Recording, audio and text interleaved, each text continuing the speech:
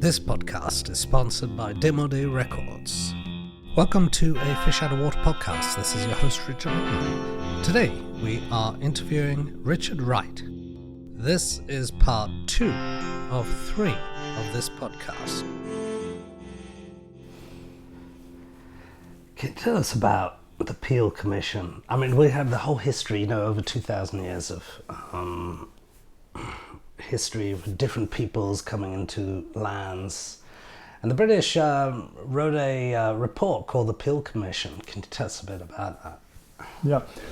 Well, actually, the Peel Commission goes back to 1937, 38. Was it published in 37? Yeah, 37, yes.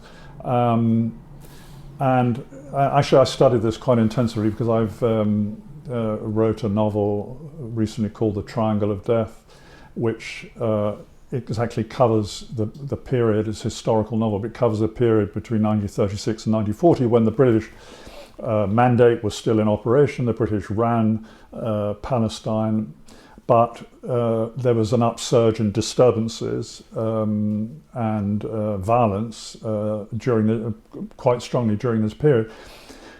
So it started in roughly April 1936 and lasted about 6 months. And after that, Britain did what Britain often does. Well, we need a commission to look into, what are the causes of all this? What's the trouble? What's going on? This was the Peel Commission, which actually produced a pretty good document in my view. I mean, it dates 1937. And Peel initially proposed that the land should be divided between Jewish and Arab communities, and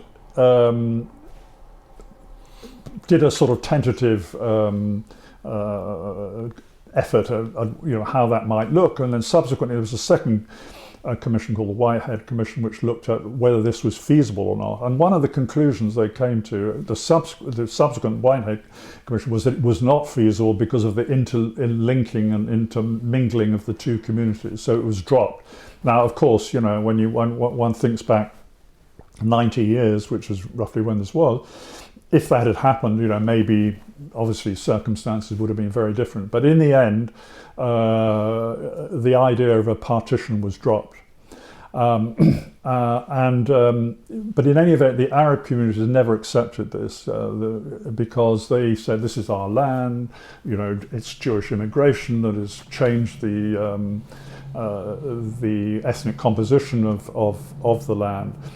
Now, if you go back to the Balfour Declaration of 1917, and at the moment that was adopted, which provided for, provided in its very famous second paragraph that there should be a national home for the Jewish people, notwithstanding the rights of the existing indigenous population. Very, let's say, imprecise formulation, which has caused, in many ways, is the origin of how the conflict began.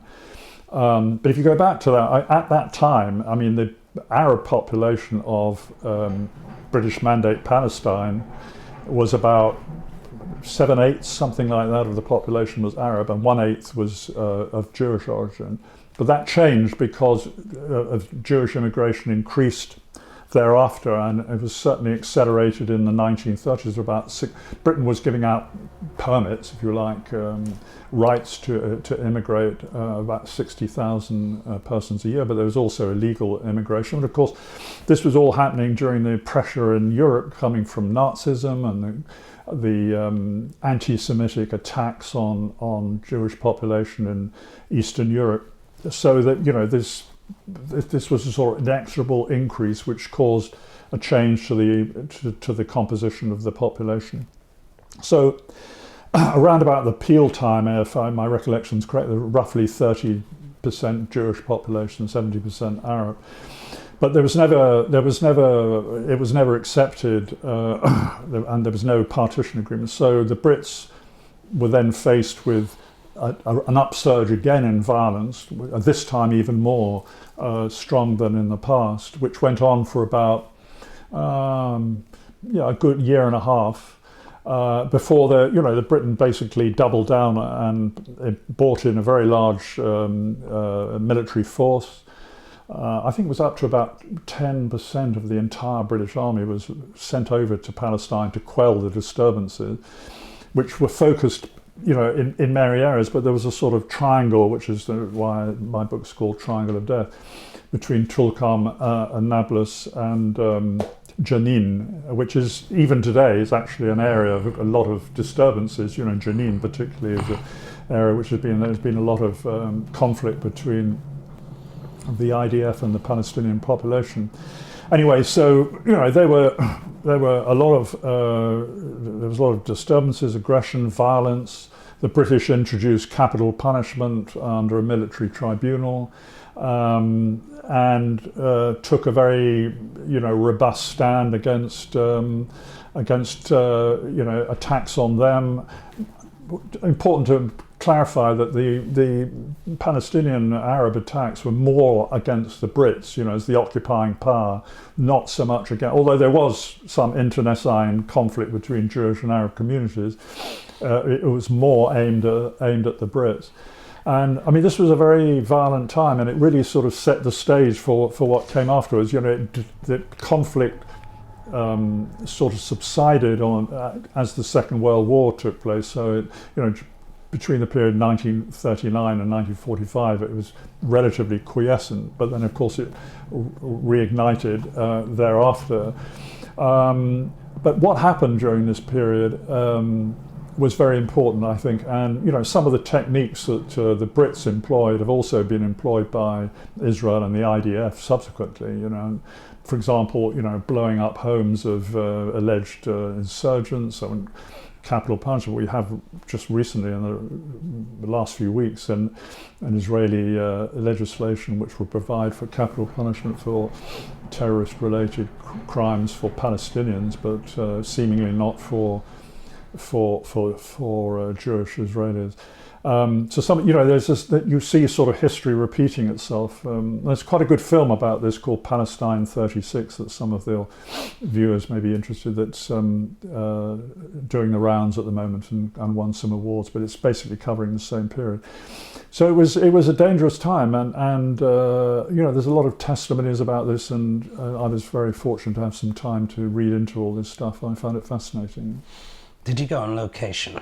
Did you visit places, talk to people on the ground? No, I didn't go to the locations, but I was reasonably familiar with some of them. But I read a lot about the terrain and some of the practices that Britain employed. I mean, one of the interesting things that really struck me was that the Brits, in order to track down insurgents, they used Doberman Pinscher dogs. These are not the sort of giant ones, but actually smaller ones from South Africa and actually Germany. And these dogs were capable of tracking about 30 to 40 kilometers. Incredible. I mean, so if they had a bullet case or a piece of clothing, torn clothing or a slipper or something like that, they were able to track down to the village where the person might be residing or hiding. And the Brits would then send in, the army and the police, and there's pictures of how these dogs would go down rows of Palestinians and identify by putting their paws on the back of their shoulder who the person was. I mean, and that was almost enough to convict somebody, if they'd been committed an assassination or an attempt on a British life. It was sufficient to have had a firearm in your possession to be at serious risk of capital punishment. And how many people were victim of capital punishment at the time? Well, I think it was in the hundreds. I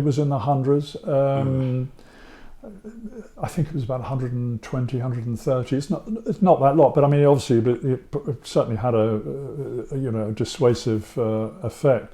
But a lot of people were incarcerated in Akka, which is a place up on the northwest coast, which I think is still used as a prison. So there were a lot of people were incarcerated. Some were actually expelled from the former Mufti, and others were expelled from British Mandate Palestine. So I think what's important in all this is that I think anybody who wants to have a reasoned, a balanced view needs to understand the history of how we've got to where we are. It's no use looking at, let's say the 7th of October, a dramatic event which certainly had a massive impact in Israel. It was completely unacceptable, absurd, of appalling violence and killing, etc. But the world didn't start then. It started a long time before, and I think it's important to understand, without condoning or anything like that, it's important to understand where how we got to this position. Why did these things happen? I'm not justifying, I'm not defending it, but it just didn't happen out of the air on that day, and nothing happened before. That's my point. Now, those capital punishments back then in the 30s, 40s, and 40s, was it only the Arab population, or was it also the Jewish population back There was then? one Jewish so-called terrorist convicted. One, I think there was one. The rest were Arab insurgents. What was his involvement? What was his involvement? No, I think he'd been involved in an attempted assassination, I think. Okay. Yeah. Now, he was very young. He was about 19, something like that. 48, I think there was the UN decreed to give Israel independence. Was there talk of a partition back then? Could it have happened back then? What's your opinion? No, I mean, from the history. There's certainly been a talk of partition. There was talk of partition then, and I would say active efforts to effect one, but it just didn't. It never took place.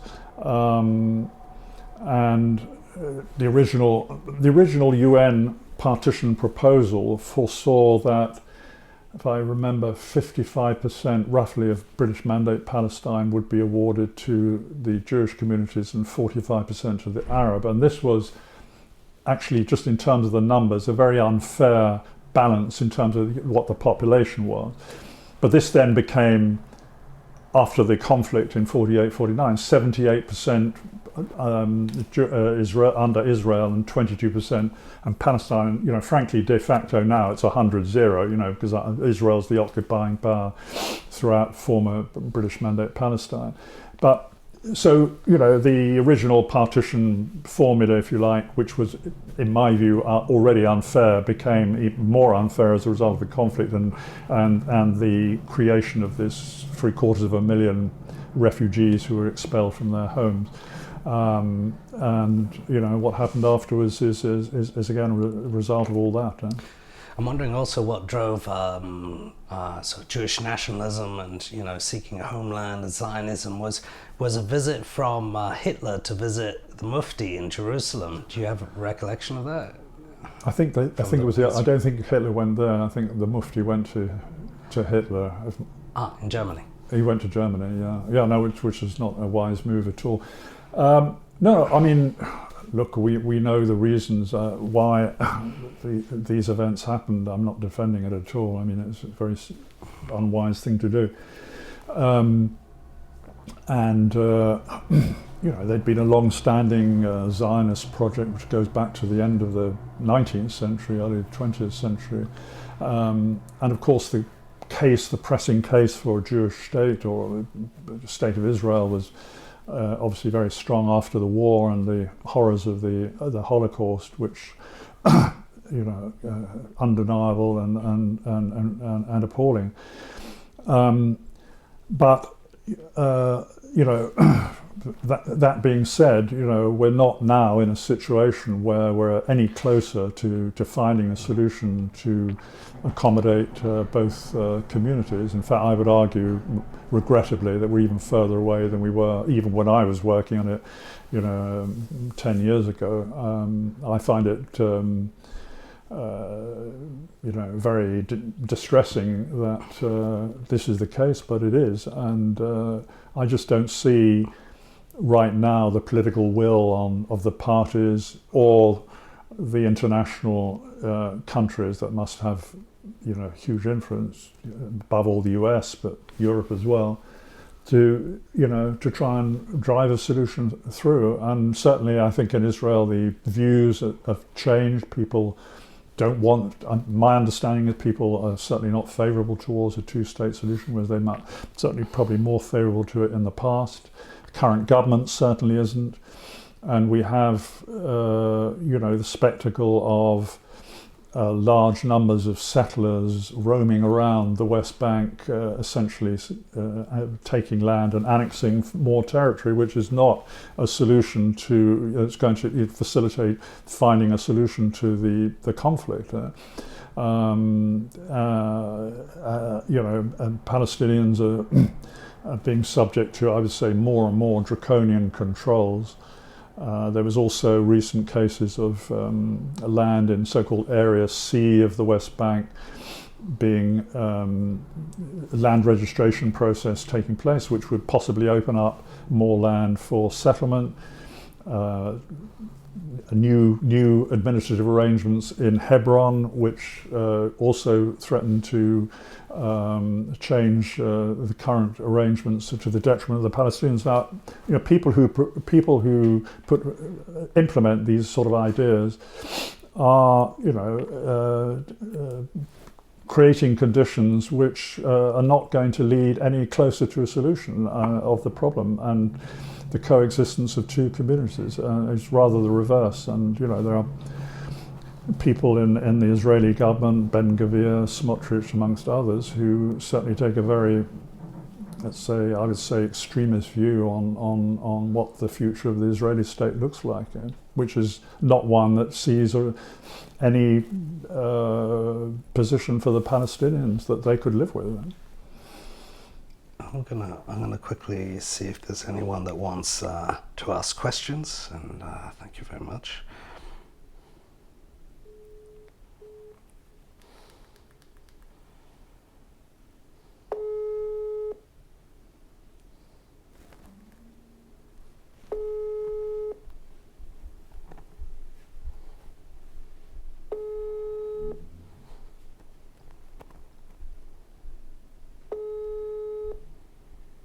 Did you pause? Oh, it's okay. I can cut that.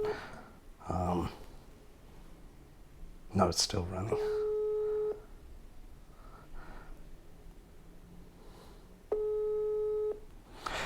There have been some views that, okay, now, I mean, I don't, obviously I have opinions, and there are opinions, 2 states, 1 state. But there's also another opinion that if we look further back in history, that a lot of countries were divided into lines from Africa to the Middle East, to Arabia. And, they formed Jordan and they formed different countries. I'm wondering why the Arab Palestinian population were not included in these plans back then to integrate them into the larger Arab countries. And I'm not saying that they should or they could have, but I'm wondering at that time what was the situation politically. But they were living in their indigenous lands, and the idea that they should be expelled, I think, is just really not acceptable. I mean, these people have been living there for centuries. And by the way, if we go back to the Ottoman Empire, certainly even the last throes of the Ottoman Empire leading up to the Balfour Declaration, these two communities were not at each other's throats. The smaller Jewish community and the Arab community there lived side by side. There wasn't sort of internecine warfare of anything like that. So, I mean, I take encouragement from that in the sense that historically it has been possible for, different communities to live together. But, you cannot organize the boundaries of states on the basis of what the situation was 2,000 years ago, 1,000 years ago, or whatever. I mean, people need to think through the implication. Are we saying, for example, that the Indian communities in America actually should be running America, or the Maoris in New Zealand, or Aborigines in Australia? I mean, it's just not a sensible conversation. We have to deal with the realities on the ground, and the realities are that we have two communities who have the equal rights, if you like, to the land. Now, how are they going to share it and live together? And I would just say, I mean, and an approach based on subjugation of one community by another is not going to lead to creation of conditions of peace. It's not. Or even worse, expelling people is just going to lead to more conflict. Is that really what we want? There should be a means to share this land on the basis of the 1967 lines, which is essentially what the two-state concept is. Now, of course, in the meantime, there's been a very large settlements by Israelis. About 650, 700,000 people have moved into former Palestinian communities in East Jerusalem and the West Bank. This is illegal under international law. It's acquisition of territory by force. But leaving that aside, I mean, to foresee ways in which they are going to return back to traditional pre-1967 lines in Israel is certainly very complex, to put it mildly. So one idea that was always being discussed in the past was the idea of land swaps. That there would be, this land essentially now has been taken over by Israel, but there must be compensation for Arab communities. But all this talk is just like, it's just not being talked about anymore. People don't even discuss it because there's no political process between the two sides. It's just non-existent. And obviously, 7th of October has had a big part in that. But we're just no closer. I think some enlightened leadership on both sides is necessary in order to try and find a way through this absolutely horrendous problem, which overshadows all the Middle East. I mean, my personal conviction, I mean, if you could solve this Palestinian problem, big if, and we're not anywhere near it, then, many of the other conflicts in the region, Iran, the Houthis, Lebanon, Hezbollah, all these things would be affected in a hopefully a positive way, in the sense that, the Palestinian issue, many commentators have said this recently, during the current Iran and Lebanon wars, that the Palestinian issue really overshadows or overhangs the whole all of these conflicts, and but it's going nowhere. I mean, that's the reality.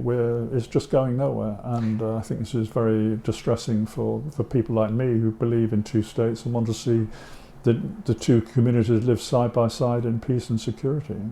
Let's imagine that were to happen. What happens when the population increases, like twofold, threefold, fourfold? I mean, it's such a small land. No, it's tiny. I mean, people, British Mandate Palestine is the size of Wales.